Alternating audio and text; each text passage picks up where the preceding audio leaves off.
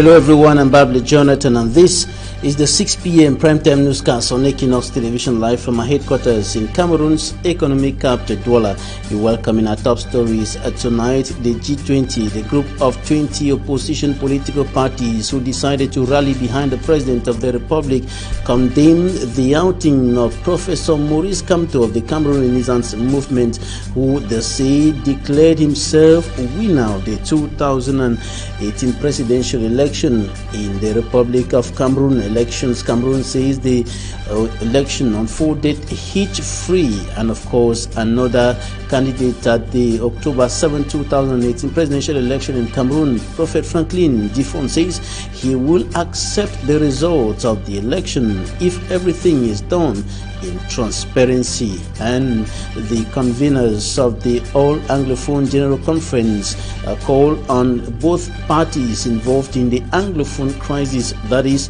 the pro-independence fighters and government or the military, to cease fire in the two Anglophone regions of the country for peace to reign. Details coming up next.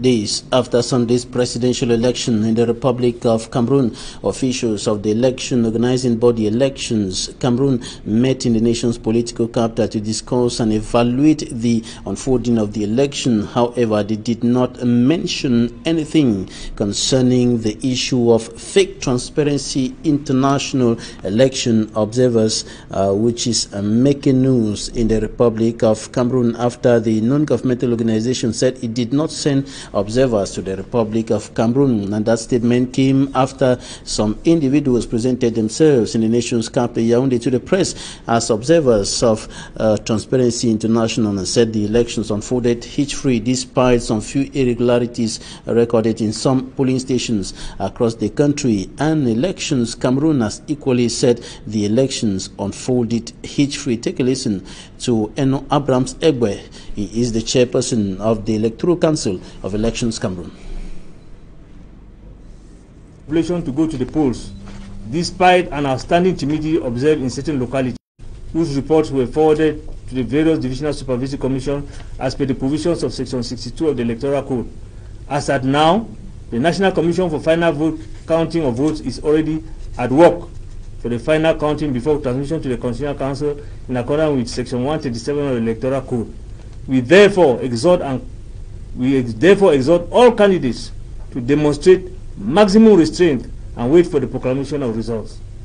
Ladies and gentlemen, if 2018 can be described as that of major political events which grace the life of our institution and our country as a whole, the same could be said of 2019, during which ever more greater challenges await us, notably the preparation and organizations of the legislative and municipal elections. This means that we don't have to relent our efforts, that we must, without any delay, get back to work. Eno Abrams Egbe, chairperson of the Electoral Council of Elections Cameroon, speaking there, and the presidential candidate of the Cameroon National City Ballot Box. Take a listen to Prophet Franklin Difon Afani. Cameroonians, I speak to you today inspired by God. My personality as a man of God who doubles as a presidential candidate, I want to call the attention of all Cameroonians living in Cameroon and out of Cameroon regarding these presidential elections that took place this 7th October 2018. I call on all Cameroonians to stay calm, stay away from provocations and anger until the final proclamation of the results. For my case, if everything is done transparently, I will welcome every outcome of the results of these presidential elections as an ambassador of peace in the nation of Cameroon. Prophet Franklin Difon, presidential candidate of the Cameroon National Citizens Movement political party, speaking there, and a group of 20 opposition political parties who decided to rally behind the president of the Republic of Cameroon, Paul Biya, as far as the October 7, 2018 presidential election is concerned, have equally issued a statement. And in that statement, they condemned the press statement of Professor Maurice Kamto, presidential candidate of the Cameroon Renaissance Movement CRM political party, who said he scored the penalty and that the people gave him a mandate that he will fight for and protect right up to victory. Take a listen to this declaration. The 7th October 2018 presidential election confirmed the maturity of our people and their deep desire to implement the changes they hope for. In peace and democracy, they congratulates the Cameroonian people for their political maturity and responsibility shown throughout the presidential electoral campaigns and votes, while firmly condemning the self-proclamation of the alleged victory by Mr. Kamto Maurice. The group of 20 opposition political parties wish to recall that the road that our country has traveled since independence has been marked by immense difficulties. Only our bravery has allowed us to draw some benefits that we must cherish and defend with all our strength and patriotism. Even if much remains to be done, leaving no centimeter to the devil. Let us close our ears to destructive manipulations. Do not hear negative calls made by Mr. Kamto, because his poor attempt to destabilize our national unity and integrity has failed. Cameroonians will not offer him the opportunity or pay the least attention. And we are receiving the Secretary General of the Cameroon Renaissance Movement CRM political party, Barrister Christopher Ndong, member of the Cameroon Bar Association. Barrister, what's your reaction to this declaration?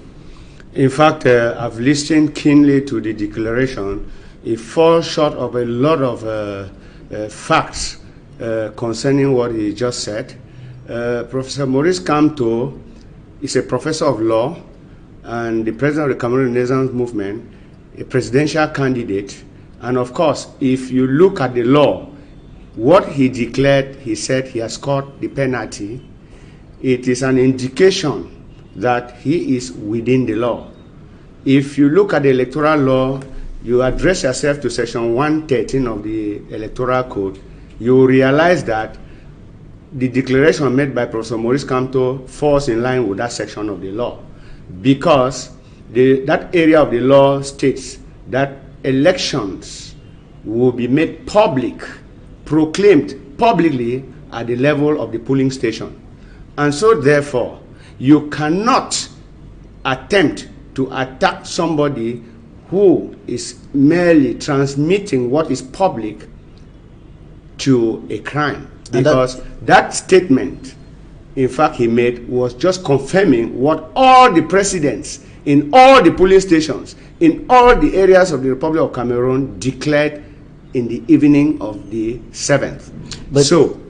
But a public statement can never be made again public when it is public. But a group of 20 opposition political parties who have rallied behind President Paul Biya, just like the Minister of Communication and Government spokesperson Issa Chirma Bakari, as well as the Secretary General of the CPDM political party, attribute the intention to bring violence and destabilize the country to a press statement of Professor Maurice Kamto. After the declaration made by Professor Maurice Kamto, there were no statistics attached to it. You cannot say he declared the presidential elections. What I want to make clear to listeners is that The election results start coming in. Vision Cat was calling figures. CRTV was calling figures. Other channels, even EQUINOXE, was calling figures. Those are people who made public the results. Maurice Kamto is a presidential aspirant and participated in this election and is confident and says the report and declaration that were made in all the polling stations where the Cameroon Renaissance movement had representative showed a sign of winning in the polls. And he's declaring that he has scored the goal. But some legal minds like you have equally been joining the government to say that Professor Maurice Kamto violated the electoral code. Not me, and all legal minds that address themselves to that particular statement, in fact, fell short of section 113 of the electoral code. The elections were already made public. So it is not Maurice Kamto that came and made it public. He only came and said, I have scored the penalty that you people asked me to kick. And you're confident that you and your candidates and of course your political party are moving to victory? We are moving to victory because given the reports that are pouring in, we are having positive results concerning the elections at the polls. Barrister Christophe Andong, thanks for coming. That was the Secretary General of the Cameroon Renaissance Movement, CRM political party. On to something else now. The conveners of the Anglophone General Conference gathered here in the economic capital Douala yesterday to discuss issues concerning the organization of that conference and of course even issues concerning the October 7, 2018 presidential election in the Republic of Cameroon. Now, here's an extract of the spokesperson of the All Anglophone or the Anglophone General Conference, Dr. Simon Munzo. Are driven solely by their desire to see an end to the multitude of suffering of all types that the Anglophone crisis is causing to the affected populations of the Southwest and Northwest regions, and whose impact is now beginning to be felt seriously in other regions of the country as well. They repeat their call to all the men and women of the Northwest and Southwest regions living at home or abroad to make the necessary sacrifices, even in these difficult times, to attend the Anglophone General Conference massively, and by so doing, contribute directly to our collective search for a final, lasting, and satisfactory solution to the Anglophone problem and the Anglophone crisis in Cameroon. And the Anglophone General Conference will take place from the 21st to the 22nd of November 2018. A budget of 32,346,800 francs CFA has been adopted for that event, and the fundraising will be starting very soon. Now we talk about efforts of the Ministry of Mines, Industries and Technological Development to enhance industrialization in the Republic of Cameroon. Yesterday, the Minister of Mines, NSOH, was in Jombe, Penja, to take stock of the exploitation of pozzolan in that part of the country, and the ministry is taking steps to raise that activity from the crude method of exploitation to the industrial method of exploitation. We have details in this report. Exploitation of pozzolan have been going on in this quarry in Jombe, Penja in difficult and dangerous conditions. Cameroonians from this locality in the littoral region and other parts of Cameroon working here were exposed to enormous risk of accidents because of the difficult nature of the terrain and the use of inappropriate extraction methods and equipments. Les pouvoirs publics à travers le ministre. And this is why government, through the Ministry of Mines, Industries and Technological Development, came in to propel the activity to industrial standards of pozzolan exploitation in a bid to downplay the aforementioned challenges and risks. It is for this purpose that the Minister of Mines, Industries and Technological Development visited the site Thursday. Before granting a permit to them, you have to come and watch what they are doing. All is well here, it is clean, and they respect what has been ways in the Africa Cup of Nations 2019 qualification that defeated a struggling Malawi side earlier today at the Amadou Aidjo Stadium in the nation's capital Yaoundé. In their last two games, the boys of coach Clarence Seedorf were held to a 1-1 draw with Comoros and a loss 0-1 against Burkina Faso. And coming up in Talking Points, we shall discuss the issue concerning the detainees of the Anglophone crisis, notably Sisiku Ayuk-Tabe and his collaborators who were arrested in the Federal Republic of Nigeria and brought back to the nation's political capital Yaoundé, where they have been detained at the State Defense Secretariat. And we are with the lead defense counsel of the detainees. Barrister, you're welcome. Thank you very much. Now, yesterday you were at the appeal court in the nation's political capital Yaoundé, the appeal court of the Center region. What happened at the court yesterday? Well, that was the second hearing in the Court of Appeal of the Center, and we were expecting the leaders to have been brought before the judge. Once again, they were not brought, so the judge made a comment and asked us to observe. And we started with Barrister Ndong, who on social media, and that he just came because he saw it on social media that he was never served. But the state. What can explain that? Yes, the state council, well, the State Department, represented by Avocat General, proved to him the proof of service that he had been served. And are you saying that it was a lie?